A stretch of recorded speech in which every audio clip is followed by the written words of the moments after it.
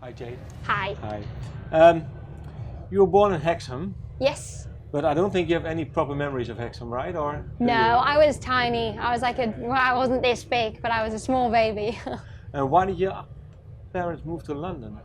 They moved to London. We moved because my dad was in the army. And yeah, so I moved to London, then I moved to Germany, then to Wales with my mum, and then back to London when I was 16. I know the story, but I was.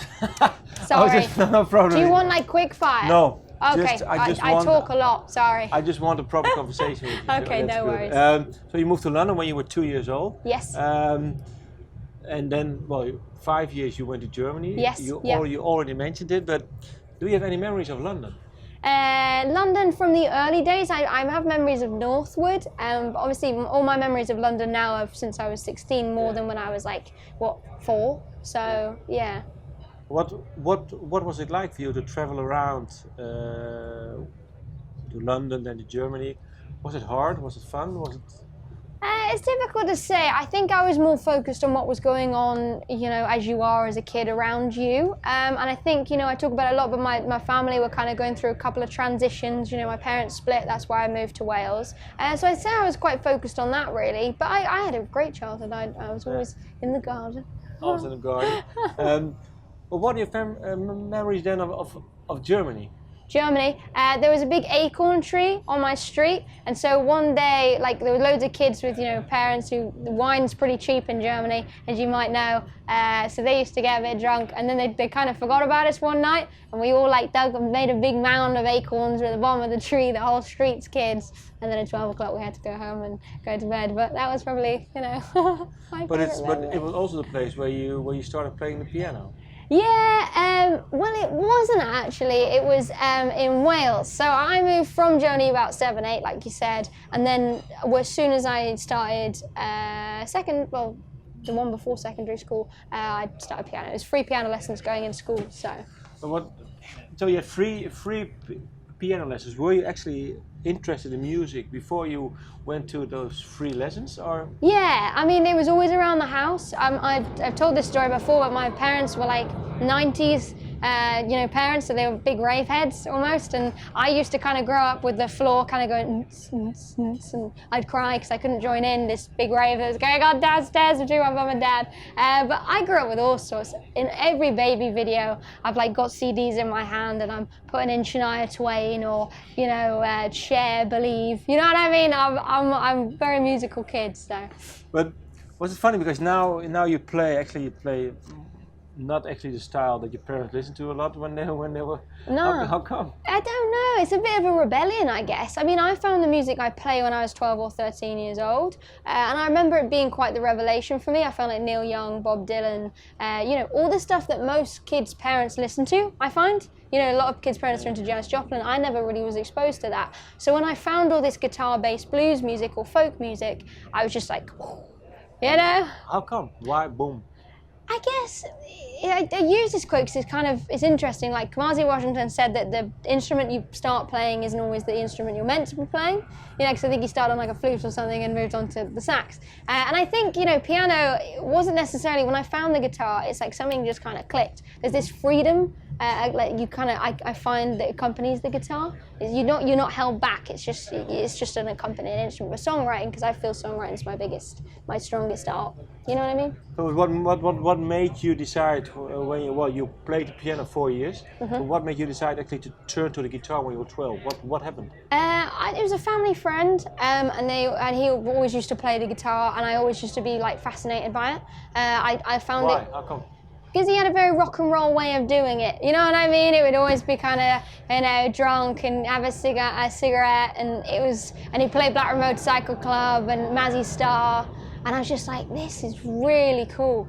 You know what I mean? In my head, even though my friends were just not into that music at all, I thought it was cool. I really did. And so, who gave you your guitar? Did you buy it yourself? Or? No, my grandma had a guitar. She started some guitar lessons, but never really bothered with it. So I borrowed it, and then kind of permanently borrowed it, but then I gave it back. Okay. 12 years. You're now 20 years. Yes, 20 years I had old. to calculate quickly. So now 8 years of playing the guitar. When did you actually? When did you turn out your first really tune, your own tune that you really liked? Well, like I said to you, I started writing straight away as soon as I found the guitar. So 12 or 13, I wrote a couple of songs that I really liked. I'd say the one that is stuck is probably one I wrote when I was 14. There's one called Going Gone and there's one called Run and Hide. And I always just start with it in my sets because it's just so ballsy and out there, and I feel less nervous after I play it. I'm like, oh, there we go. I know how to play that song. Now I can play all the new stuff. What makes those songs with the actual experience you have now? If you go back to those songs, why do you still like those songs? What are?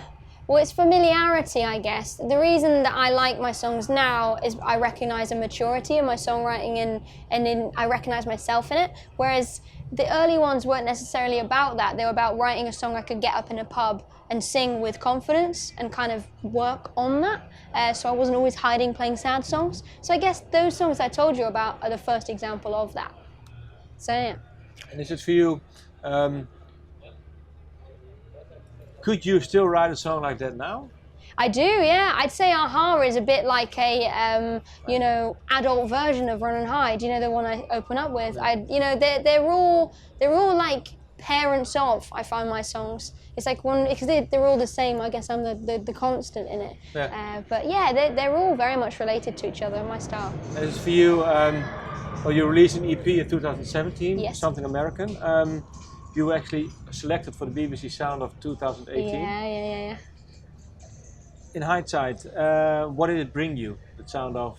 The Sound of brought an awful lot. I think it brought obviously a lot of publicity and a new audience. I think a lot of music critics, in terms of just an audience in general, look at that and go and see you and buy a ticket to see you live. But I think I think people got it a little more after that recognition. A lot of times people are scared of something different and it was a bit like, oh, is she a singer-songwriter? Is she, there's another thing that's been done before. And I felt that recognition allowed me to, reach a bit more of a platform so people respected me a little bit more maybe. Yeah. But I mean, yeah, it was invaluable. And I wasn't expecting it at all, at all. It wasn't even on my radar to think I was on that, so. But did you know the list, of course? Did I know? You know of the existence of the song? Yeah. It's a thing, especially in the UK. It's like whoever's on there, you watch out for. And I was with great company, so yeah, I knew about it, but just didn't think I'd be on it. That's okay. Well, you have your new single out, Ooh-Ha. Ooh-Ha. What triggered this song? What made you start off? What started this song? I wrote at the same time I wrote Lottery. In the same barn, I wrote Lottery as well. And a lot of my songs today, I obviously recorded everything upstate New York with a guy called Simone Felice, and he has this kind of little complex. And there's just something that's got like a fireplace, piano and my guitar, and it's like a proper barn. And I just always feel super inspired there. So I guess I wrote Lottery, I knew I'd written a relatively good song. And then I wanted something a bit more punchier. So I just started with the chords, which are, very simple chords. And then, the kind of tale of karma and my, another Screw You song came out of me, as it tends to do. So, yeah, I'd say it was a bit of a spontaneous one. It didn't take me that long to write. But you said... Sit up, yeah. You said the word that you used for this song, I forgot it.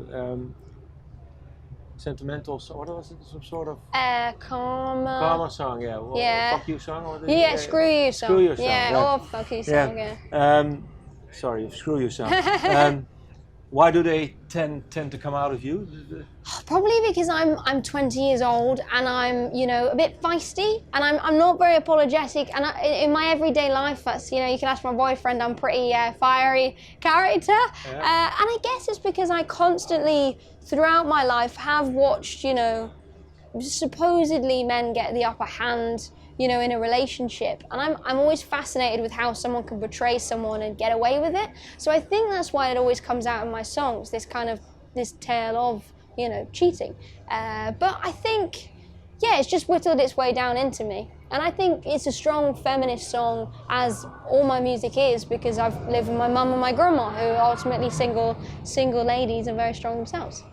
I don't know if you want to answer this question, but did your father also leave with another woman? No, my dad wasn't a cheater. No, Okay. it was a bit further like up on the family tree than my dad. But Okay. you know, yeah, there's a lot of stuff, you know.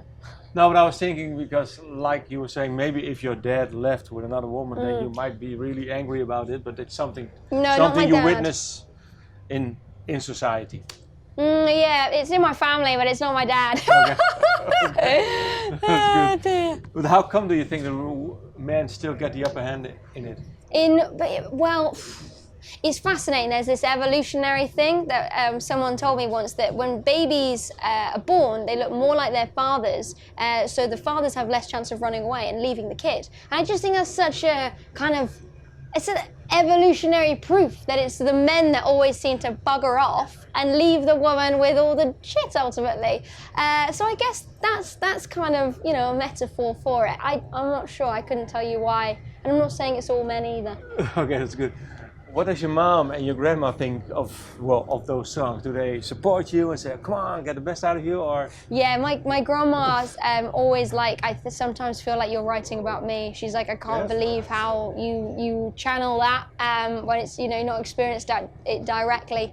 But my mum and grandma, like, they're so proud. They were the ones driving me up and down the country, like to no one for nothing, you know, no money, since I was a kid. So they're incredibly supportive. Is there one song that you wrote that your grandma said, "Well, this must be about me"? Yeah, Furious. Okay. Furious. Furious. Okay. Yeah. Furious, yeah, that's the song that my... What is the storyline of the song? It's there in the lyrics. It's about leaving a woman for another woman and kind of sleazing off and not telling her in a hotel room. That's what it's about. And we actually recorded the video in a motel in Detroit because I wanted to get the seediness of the affair, the supposed affair. And so we kind of pulled up onto Murder Motel Mile in the middle of Detroit. It was pretty crazy. We kind of come in and there's a guy with, like, you know, bleeding ear and drug dealers and various ladies, and yeah, we shot the video. And it's an interesting story.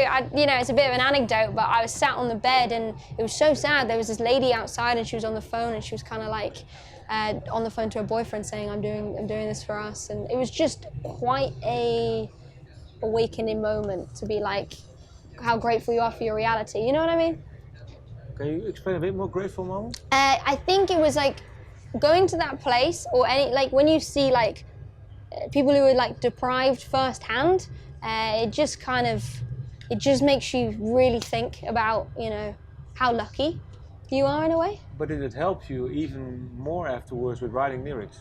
I think so. I think it's experience and life experience, and that's what helps you as a songwriter. I think the biggest thing songwriters or good songwriters tend to have is a lot of empathy with other people. That's how, you know, like one of my favorites, Elliott Smith, before the earlier songs he wrote, he never actually experienced drugs when he wrote them. He was always observing other people, you know, and I find that quite interesting. Yeah. He always put himself as a protagonist, but actually wasn't one.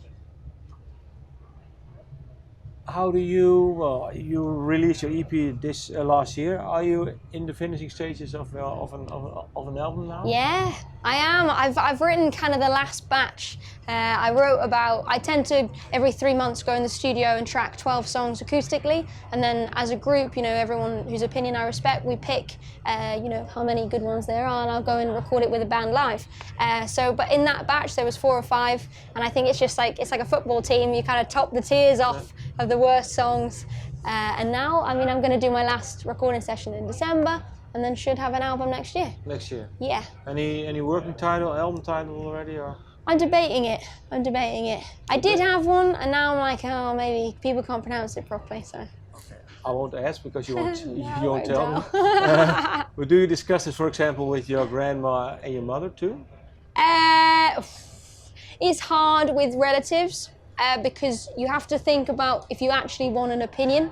You know what I mean? You have to think about what you actually want them to say. So obviously I tell my mum and grandma everything, I promise. But, you know, the album title, so I don't know if I've told them. Good. Thank you for your time. Thank you, no worries. Thank you very much. It was a great interview. Thank you, man. I appreciate it.